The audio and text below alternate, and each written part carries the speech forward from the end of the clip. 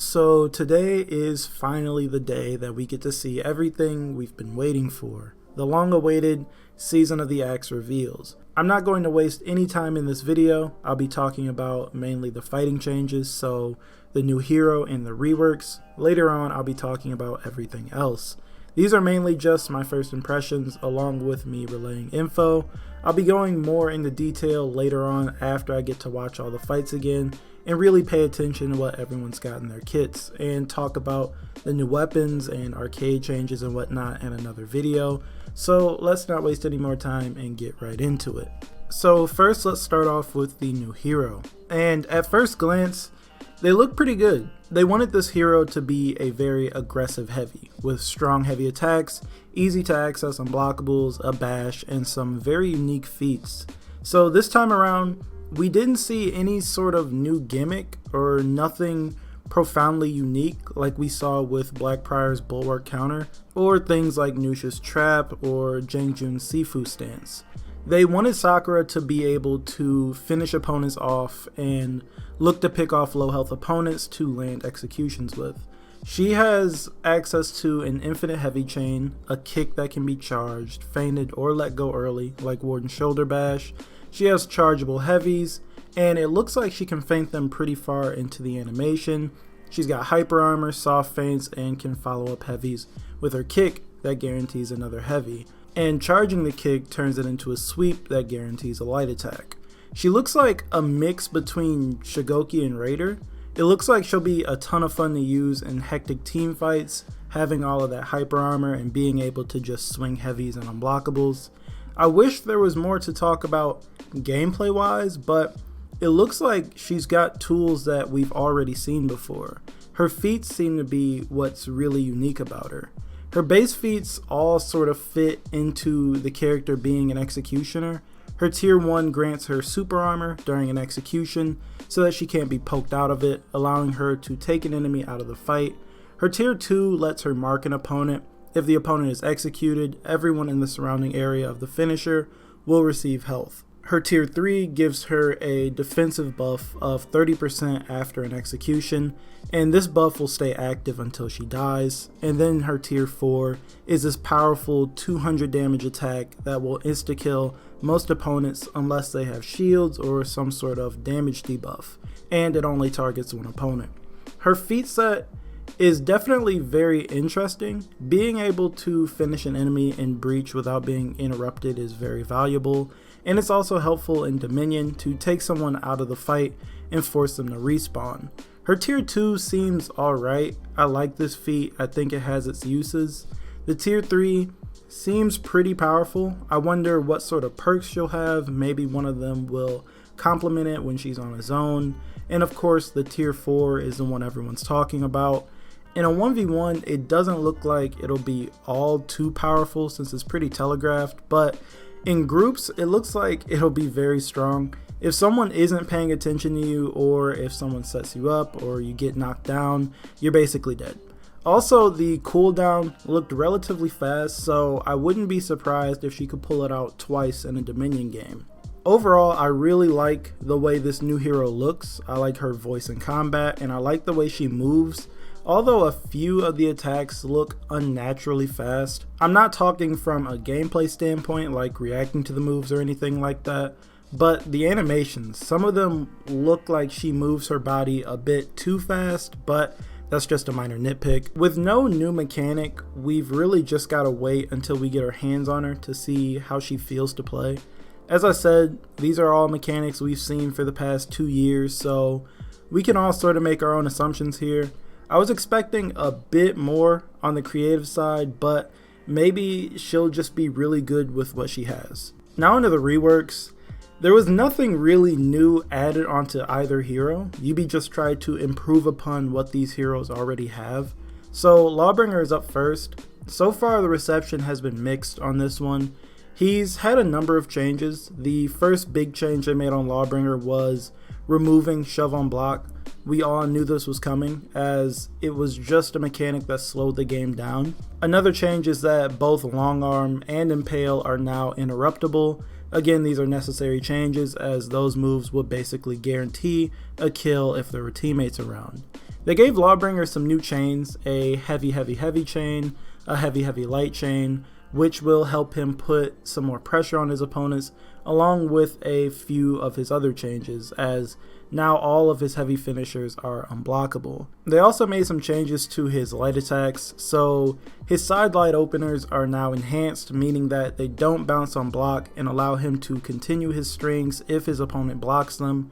And another change they made was making his top light 400 milliseconds for both the opener and the second chain light, while the rest are 500 milliseconds. This is a change I definitely was not expecting. On top of this, Lawbringer can now access his shove after a heavy, even after a whiff, and when he lands a shove, you get a guaranteed light. So they basically removed that mix-up he had after the shove, where you could throw a light, heavy, or a guard break if you thought your opponent was going to dodge. After a parry, his light is now a chain starter, and he can use Make Way, which has been buffed to become an unblockable, so that he can attack opponents surrounding him. Those are the highlights of his new quote-unquote moveset, and I can't really tell you how great he'll be in 4s, but I know for a fact that if a player really wants to, Lawbringer can be extremely annoying in duels now, with his top light being sped up. I know people are going to be happy about his top light being 400 milliseconds, but the first thing I thought about were those Lawbringers who love to unlock and go for the Impale or top light. Now that's basically going to be tougher to deal with. I'm also surprised that they didn't give him any hyper armor on any of his heavies.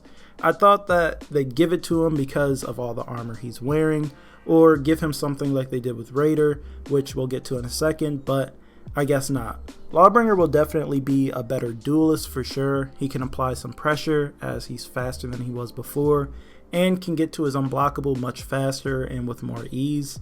I think some people are going to be a bit disappointed that the shove is no longer a mix-up and instead just guarantees a light. Also, long arm doesn't really have any use now other than it being stylish and maybe allowing a teammate to get one free hit in. They did make some really good changes for Lawbringer, and they made a few changes that were a bit questionable. I do think that this rework did make him a better hero though, not just in general but for the game. Lawbringer can attack with some confidence now, even from neutral, and won't have to worry about getting parried all the time if he switches things up with some feints. I don't think it's just a flat out nerf like some people are saying. It's just that nothing really stands out. There's nothing that makes anyone go wow with this rework. But again, we haven't played it yet, so we'll all just have to wait until we get our hands on it before we see how much better or worse he is. Now on to Raider. In short, Raider is now just faster and stronger. There's no new moves here other than changing the animation on his neutral zone. Raider has received more chains, a light heavy chain, a light heavy, and a heavy light chain. All of his lights are now 500 milliseconds as well. His chain heavies now have hyper armor, and all of his heavies can now be soft feinted into a guard break, including zone attacks. On top of this, the stunning tap has been sped up to 500 milliseconds and has variable timing. Raider also received a bunch of damage buffs and finally had his stampede charge nerfed so that it can be interrupted. Again, no new moves other than the neutral zone coming out from the left side. These changes are definitely improvements, and they're not really a major rework or anything, and I mean that's alright. They didn't touch his dodge guard break, which is interesting, but oh well, it's here to stay now. There's not really much to talk about when discussing Raider's rework because there's not much new here. As I said at the start, he's just stronger and faster, and I feel that these changes could have been implemented over time with a mid-season patch or something, other than the zone attack of course. I don't think he'll play much differently than he plays now.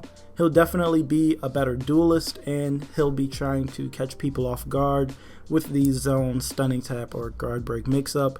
In 4s, he won't be nearly as annoying now and won't guarantee free kills anymore, which is a plus in my eyes, but that's about it. He's just a better hero. After I watch him again in action, I may have other opinions, but for now, I don't really have too much to say about this Raider rework. Anyways, that's all I've got for this video. I've got to say overall, I like what I'm seeing, but there's not really anything new here when it comes to the heroes, if that makes any sense. Sakura definitely looks fun to use, but there's no new mechanic like we saw with the Wulin and Black Prior.